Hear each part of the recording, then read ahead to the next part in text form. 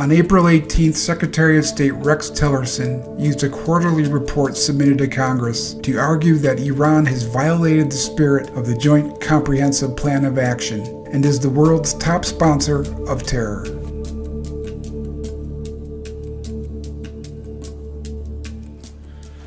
Iran is the world's leading state sponsor of terrorism and is responsible for intensifying multiple conflicts and undermining U.S. interest in countries such as Syria, Yemen, Iraq, and Lebanon, and continuing to support attacks against Israel.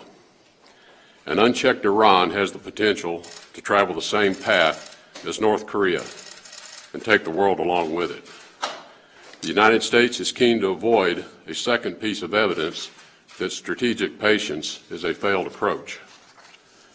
A comprehensive Iran policy requires that we address all of the threats posed by Iran, and it is clear there are many.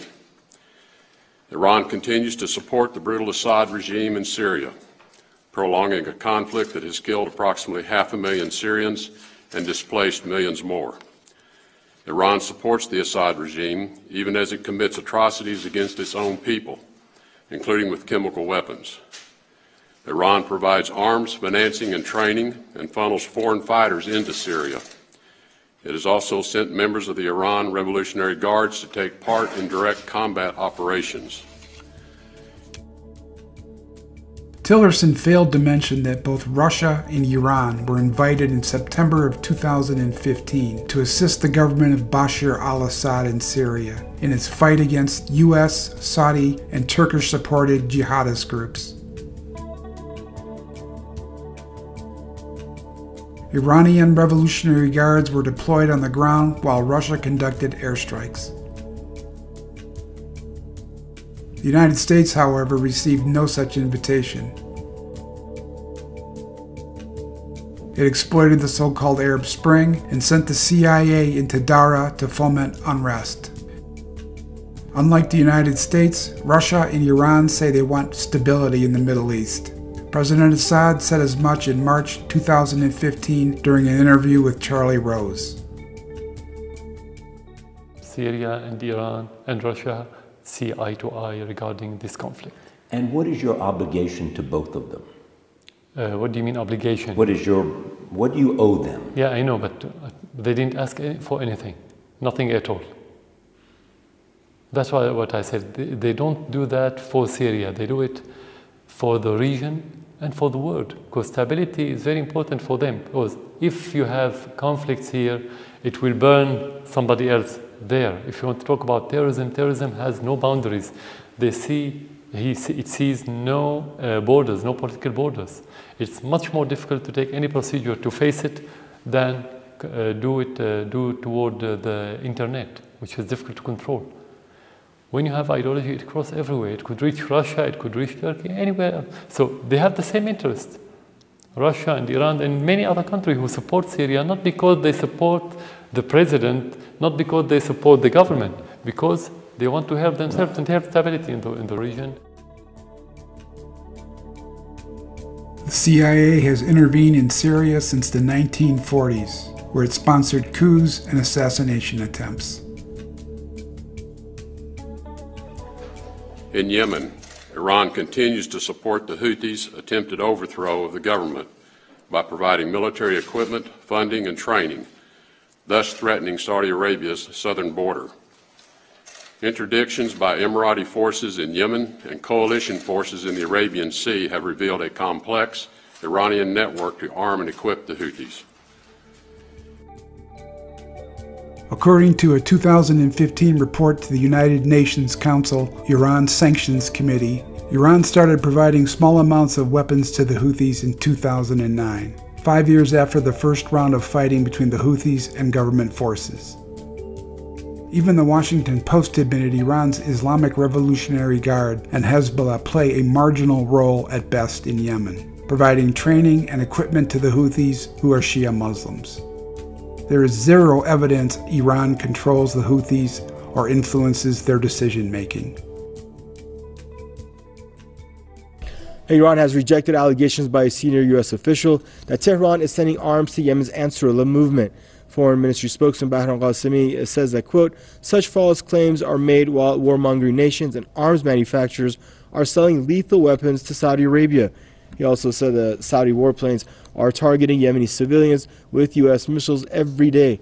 Qasimi's comments come after Vice Admiral Kevin Donegan, head of the U.S. Naval Forces Central Command, claimed that Washington and its allies intercepted 5 weapons shipments from Iran that were being sent to Yemen.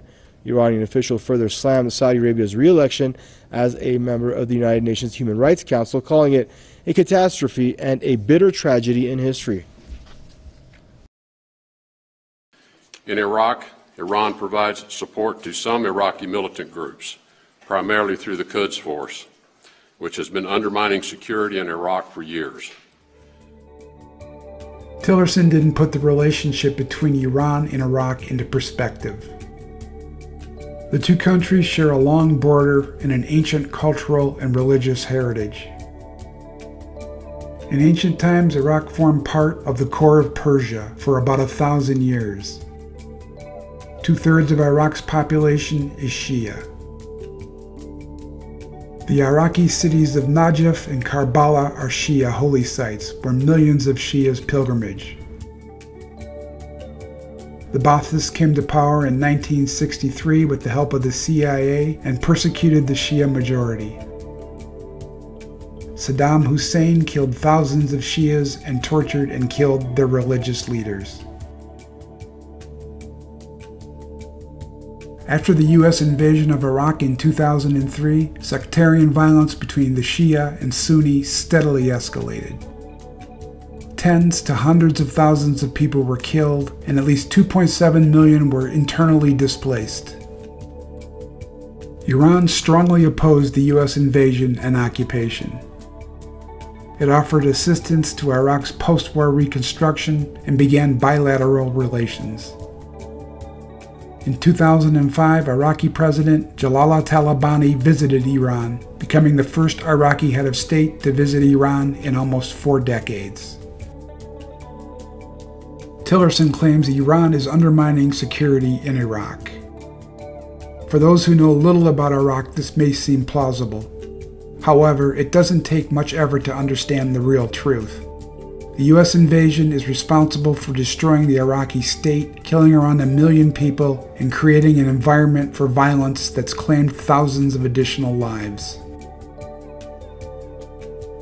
In fact, fomenting religious, ethnic, and tribal violence was a major objective of the Bush neocons.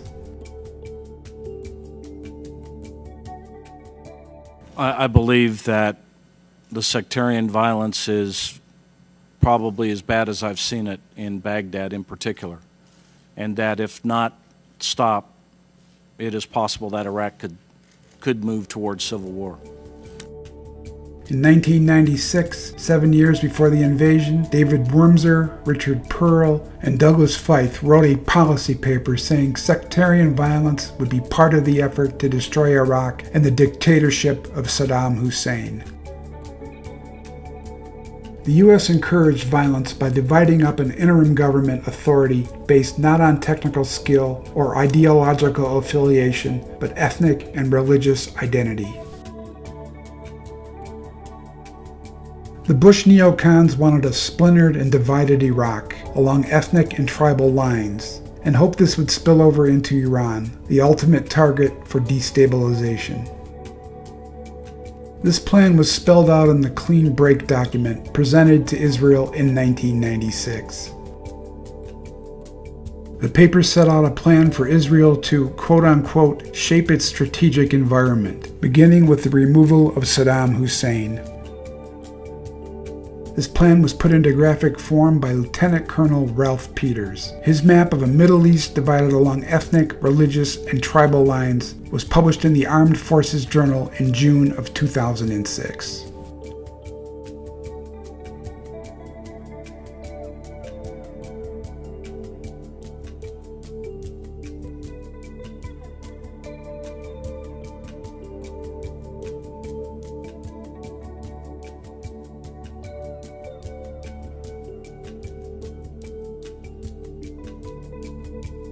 Tillerson's remark about Lebanon is a reference to Hezbollah. This group wouldn't exist if Israel had not invaded southern Lebanon in 1982 and terrorized the population. Israel invaded southern Lebanon for a number of reasons, primarily to exploit the country's water resources, most notably the Litani River.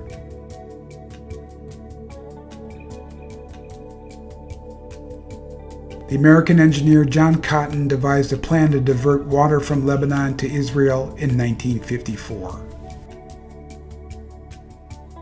Israel invaded and occupied southern Lebanon up to the Litani in 1978. More than 2,000 Lebanese and Palestinians were killed and more than 300,000 people were displaced. Thousands of Lebanese and Palestinian prisoners were incarcerated in concentration camps in which prisoners were mistreated, tortured, and murdered. Israel shelled and rocketed Beirut, and its warplanes dropped cluster bombs on Palestinian refugee camps. The United States added to the carnage and death toll by shelling Druze villages in Lebanon in 1982. Following the invasion, Hezbollah defeated Israel and ran it out of the country. The organization is now one of the major political parties in Lebanon. It holds 14 of 128 seats in the Lebanese parliament. Israel has waged a covert war against Hezbollah for decades, assassinating its leaders and trying to undermine its political influence in Lebanon. Israel depends on the U.S. to back up its effort to destroy Hezbollah, especially after it lost the 2006 war. The IDF admits Hezbollah's military is proficient and it'll be difficult to defeat. The IDF chief of the General Staff admitted that Hezbollah's participation in Syrian fighting has enhanced its effectiveness as a military force.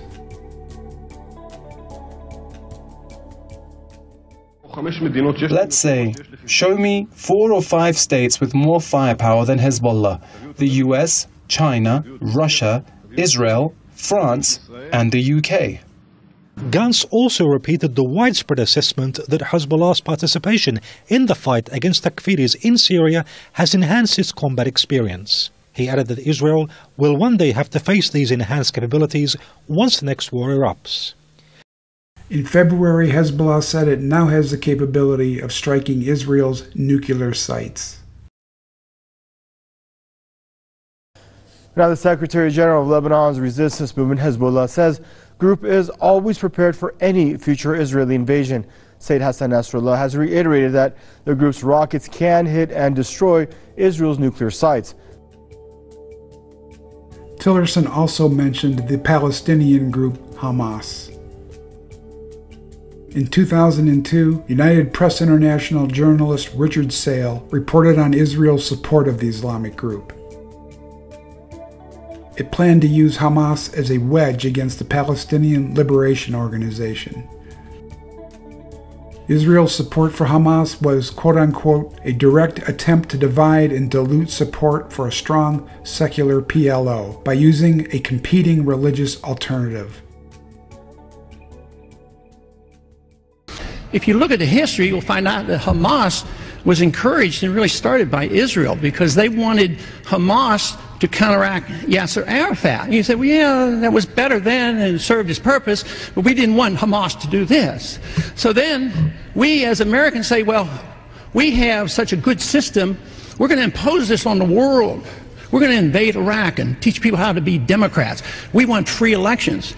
So we encourage the Palestinians to have a free election. They do, and they elect Hamas. So we first, indirectly and directly through Israel, help establish Hamas. Then we have election. Then Hamas becomes dominant, so we have to kill them.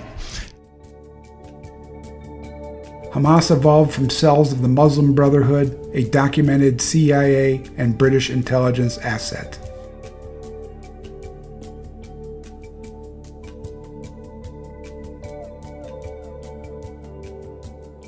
Tillerson's press conference reeks of hypocrisy. The United States is responsible for committing violence on a level unprecedented since the end of the Second World War. They don't talk about U.S. support for assassinating foreign leaders. That's a form of terrorism, and that list is a long one. Salvador Allende, Ngo Dinh Diem in Vietnam, Rafael Trujillo in the Dominican Republic, Torrijos in Panama, Roldós in Ecuador, Lumumba, and at several attempts against Fidel Castro, not to mention the terrorist support for the Contras in Nicaragua. Iran is not the largest sponsor of terror in the world. Donald Trump and Rex Tillerson are. The CIA admitted as much. In 2010, it produced its quote-unquote Red Cell memo. It looks at what will happen if it's internationally understood that the United States is an exporter of terrorism.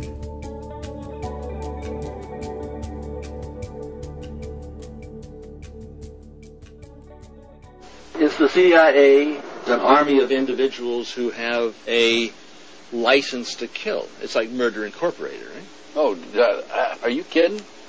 The CIA makes the mafia look like a Sunday school class.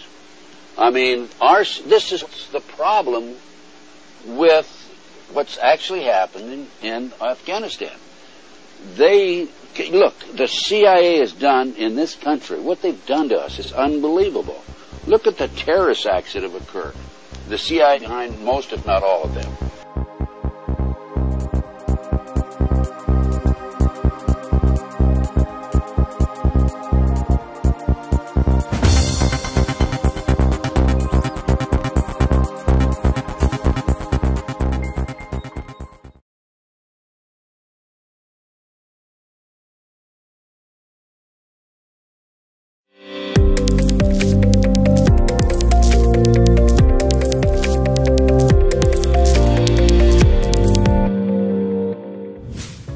Hi, I'm Sibel Edmonds, founder and editor of Newsbud, a 100% people-funded media.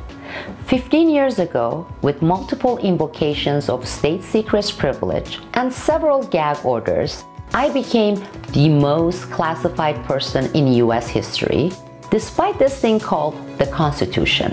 Why? Because without a free and independent media, the Constitution did not stand a chance against a despotic government. The solution was not changing the culprit media. It was to become one that would be independent by strictly adhering to the following principles.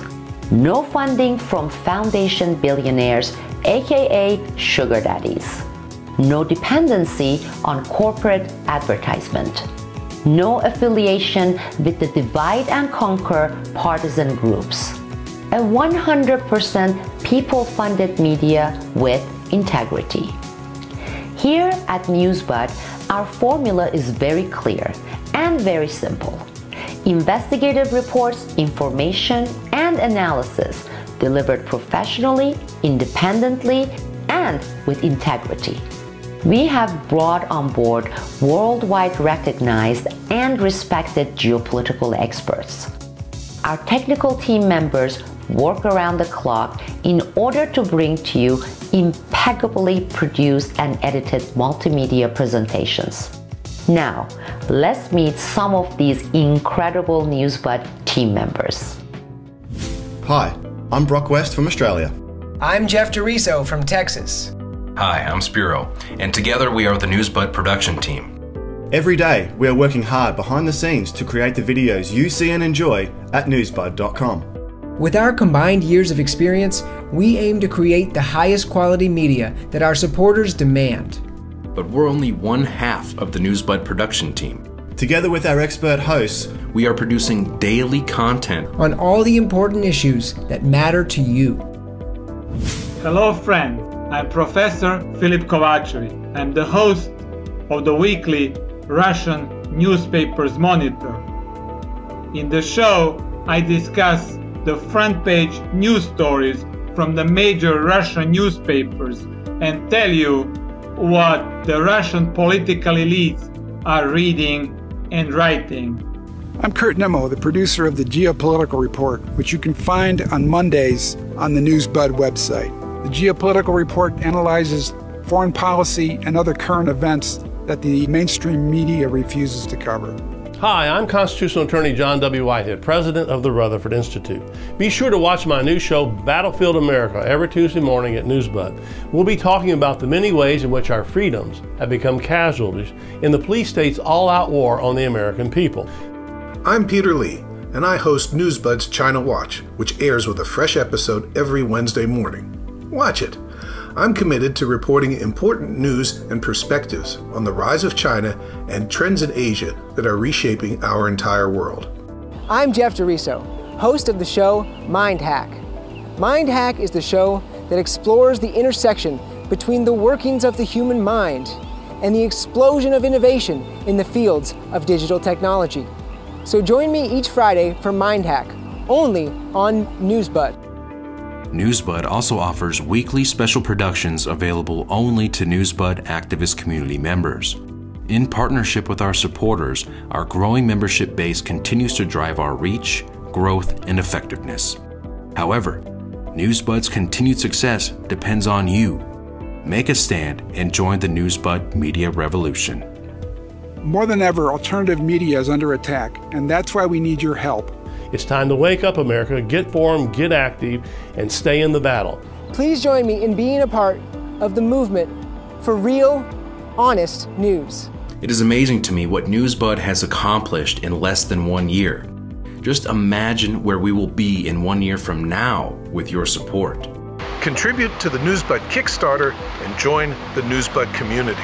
Support our Kickstarter campaign. Support this 100% people-funded media platform.